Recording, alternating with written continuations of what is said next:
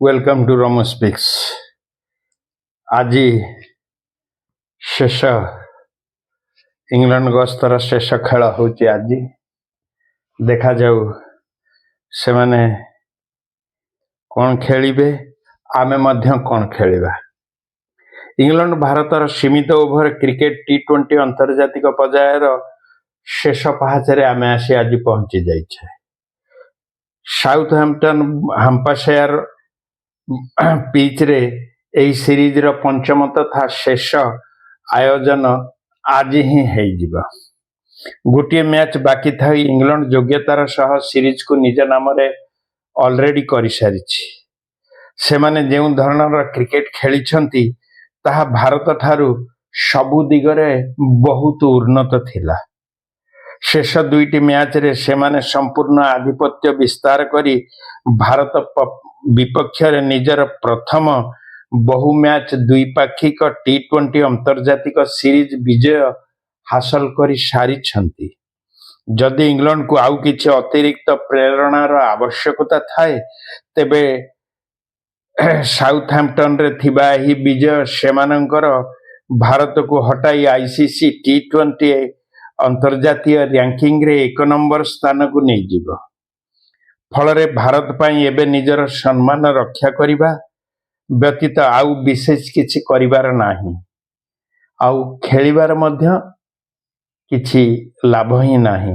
ତଥାପି ଭାରତ ନିଶ୍ଚିତ ଭାବରେ ଏହି ସିରିଜକୁ ଏକ ସକାରାତ୍ମକ ଫଳାଫଳ ସହ ଶେଷ କରିବାକୁ ଆଗାମୀ ଦିନିକିଆ ସିରିଜ ପାଇଁ କିଛି ଆତ୍ମବିଶ୍ୱାସ ଓ ଗତି ନେଇ ଆଗକୁ ବଢ଼ିବ, ଯାହା କମ୍ ସେ କମ୍ ଶେଷ ମ୍ୟାଚରେ ଜିତା ଦେଇ ନିଜର ଫଲୋୟରମାନଙ୍କୁ ଉତ୍ସାହିତ କରିବା। ସେମିତି ଦେଖିବାକୁ ଗଲେ ଏଇ ଯେଉଁ 6ଟି ମ୍ୟାଚ୍ ବର୍ତ୍ତମାନ ସେମାନେ ସୁଦ୍ଧା ଖେଳି ସାରିଛନ୍ତି, ସେଥିରେ ଇଂଲଣ୍ଡ ଖୋଜି ପାଇଛି ନିଜ ସଫଳତାର ସୂତ୍ର। ହୁଏତ ଏହାର ଆରମ୍ଭ ଆୟାରଲ୍ୟାଣ୍ଡରେ ହୋଇଥିଲା, ଯେଉଁଥିରେ ଆଇରିଶ ଦ୍ରୁତ ବୋଲରମାନେ ବାରମ୍ବାର ହାର୍ଡ ଲେନ୍ଥର ବୋଲିଂ କରି ଭାରତୀୟ ବ୍ୟାଟରମାନଙ୍କୁ ବହୁତ ଅସୁବିଧାରେ ପକାଇଥିଲେ। ଇଂଲଣ୍ଡ ସେହି ରଣନୀତିକୁ ଅନୁସରଣ କଲା ଏବଂ ତାହାକୁ ନିଖୁଣ ଭାବରେ କାର୍ଯ୍ୟକାରୀ ମଧ୍ୟ କଲା, ଯାହା ଫଳରେ ସମଗ୍ର ସିରିଜରେ ଭାରତ ପାଇଁ ରନ୍ କରିବା ବହୁତ ମାତ୍ରାରେ କଷ୍ଟକର ହୋଇପଡ଼ିଛି। ଜୋଫ୍ରା ଆର୍ଚର ଏବଂ ଜସ୍ ଟଙ୍ଗ ନିଜର ଗତି ଓ ଅତିରିକ୍ତ ବାଉନ୍ସ ଦ୍ୱାରା ଭାରତୀୟ ବ୍ୟାଟରମାନଙ୍କୁ କଠିନ ପରୀକ୍ଷାରେ ସମ୍ମୁଖୀନ କରାଇଛନ୍ତି। ଅନ୍ୟପଟେ ସାମ୍ କରନଙ୍କର ବିବିଧତାପୂର୍ଣ୍ଣ ବୋଲିଂ ଏବଂ ଷ୍ଟିଭ୍ ଜ୍ୟାକ୍ସ ନିୟନ୍ତ୍ରଣ ମଧ୍ୟ ଓଭର ଗୁଡ଼ିକରେ ଭାରତକୁ ଆଦୌ ନିଶ୍ୱାସ ନେବାରେ ସୁଯୋଗ ଦେଇନାହିଁ। ବ୍ରିଷ୍ଟଲରେ ଆଦିଲ ରସିଦଙ୍କ ପାଇଁ ଦିନଟି ଭଲ ନଥିଲା, କିନ୍ତୁ ଅନ୍ୟ 4 ଜଣ ବୋଲର ତାହାର ଅଭାବକୁ ଭଲ ଭାବରେ ପୂରଣ କରି ଭାରତକୁ ଏକ ସାଧାରଣ ଠାରୁ କମ୍ ସ୍କୋର ମଧ୍ୟରେ ସୀମିତ ରଖିଥିଲେ। ସିରିଜ ଆଗରୁ ହାତେଇ ନେଇଥିବାରୁ ଆର୍ଚର ଏବଂ ଟଙ୍ଗ ଉଭୟ ଇଂଲଣ୍ଡିଆ ଦଳରେ ଆଜି ଯଦି ନ ଖେଳନ୍ତି ଟିମ୍ ମ୍ୟାନେଜମେଣ୍ଟ ଏହି 2 ଜଣଙ୍କୁ ବିଶ୍ରାମ ଦିଅନ୍ତି। ଏପରି ହେଲେ ସାକିବ ମେହମୁଦ ଏବଂ ଲ୍ୟୁକ ଉଡଙ୍କ ପାଇଁ ଦଳରେ ସୁଯୋଗ ପାଇବାର ଆଜି ଦେଖାଯାଉଛି। ଏ 2 ଜଣଙ୍କର ଅଭାବରେ ଯଦି ଅଭାବ ହୁଏ ତାହେଲେ ଭାରତ ଜିତିପାରିବ କି?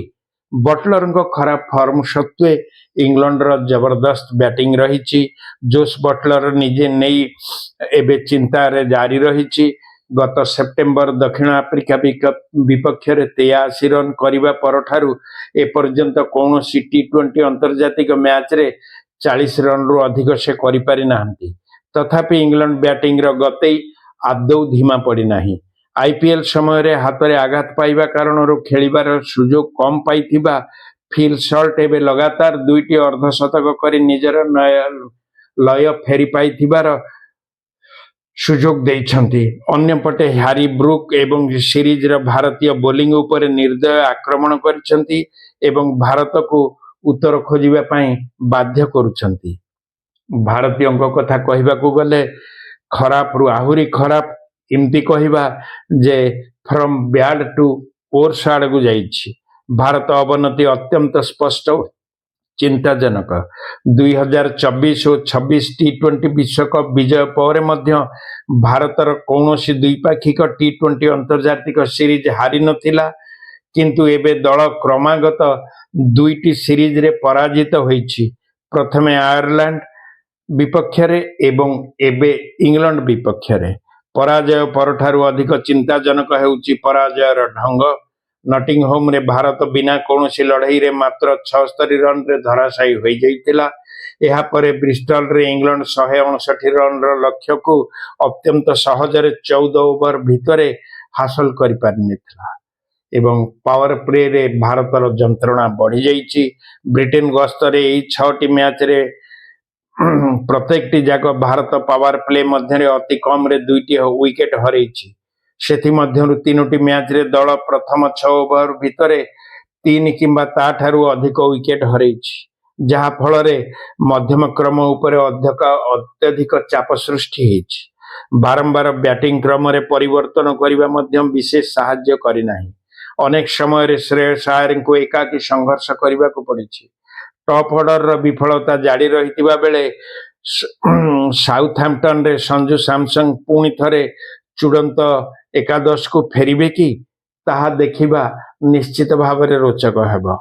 एवं भारतर संबल जदि आमे बोलिंग कहिबा ताहले हर्षित राणा और वरुण चक्रवर्ती आहत होई सीरीज रे अवशिष्ट मैच गुडी को बाद पड़िबा पूर्वरु भारत बोलिंग आक्रमण चापरे मध्य थिला।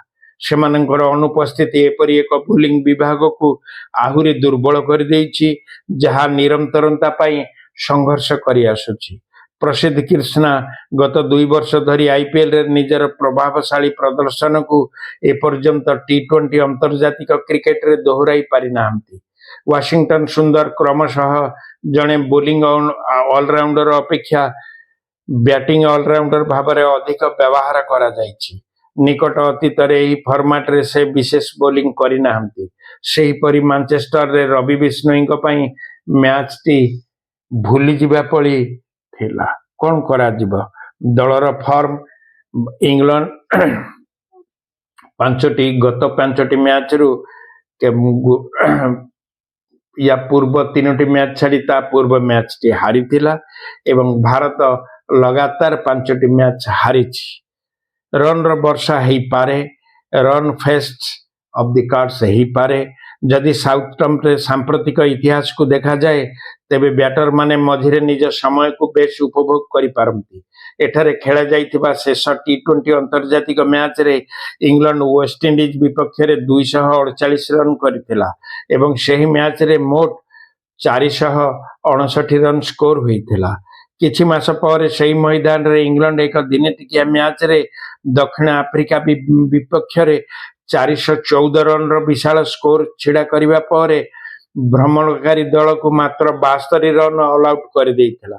342 रन रो सेही विजय एबे मध्य दिनिकिया क्रिकेट रे रन व्यवधान रे इंग्लैंड रो सर्वबृहत विजय होई रहिछि। घरोई दल एपरि एक मैदान को फेरुछि जेउठारे सेमाने अतीत को बहु सफलता उपभोग करिसेंती। इंग्लैंड आशा करिबा जे सही सुखद स्मृति आगो को आउ मध्य जारी रहिबो एवं एही विजय सेमानंकु आईसीसी टी20 अंतर्जातिक रैंकिंग रो शीर्ष स्थान को नहीं दिबो। अन्यपटे दिनिकिया सीरीज उपरे ध्यान केंद्रित हेबा पूर्वरु भारत निश्चित भाव रे एक सकारात्मक फलाफल सह टी20 रु सीरीज रु विदाय नेबा को चाहिबो। साउथहैम्पटन एबे अपेक्षा करूची एही सीरीज रो शेष अध्याय आज संध्या 7 टारे ए खेल खेला जिवो। आपण माने निजे रेडी ही रुहंतु